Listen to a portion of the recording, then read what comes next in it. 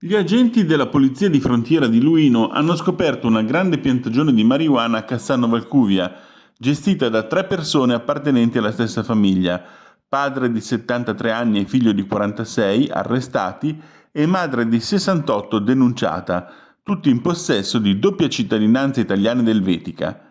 I tre sono stati sorpresi in un anonimo capannone industriale, apparentemente in disuso e posizionato in una zona periferica e disabitata. Avevano da tempo avviato la coltivazione in forma imprenditoriale di piante di marijuana, suddivise in relazione al progressivo stadio di crescita in più locali ricavati nel capannone, ciascuno attentamente dotato di proprie caratteristiche di luce, temperatura e umidità ambientale, confacenti alle diverse esigenze biologiche dal primo semenzaio fino alla maturità.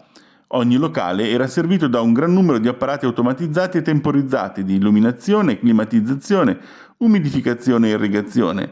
Per avere sufficiente energia è stata manomessa la rete elettrica e per scongiurare il rischio di non disporre di acqua era stata installata una piscina fuori terra della capacità di circa 6.000 litri.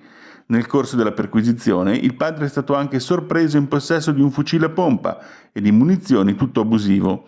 Complessivamente sono state sequestrate quasi 2200 piante di marijuana di varia grandezza, circa 73 kg di marijuana già raccolta e circa 1,7 kg di hashish, che secondo le stime della polizia scientifica avrebbero fruttato oltre 623.000 dosi di stupefacente.